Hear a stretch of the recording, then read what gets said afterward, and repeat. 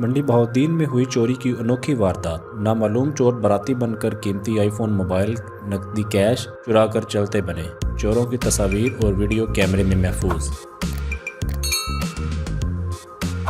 मंडी बहाउद्दीन के नवाही इलाका कुटियाला शेखा में चोरी की अनोखी वारदात हुई, जिसमें दो नामालूम चोर नए कपड़े और जूते पहनकर शादी की बारात में बाराती बनकर घुस गए और बारातियों से 2 अदद आईफोन 11 प्रो, दूल्हे के वालिद का पर्स जिसमें 2 लाख रुपए कैश, शनाख्ती कार्ड और लाइसेंसेस वगैरह थे, चुराकर मौका से बासानी फरार हो गए।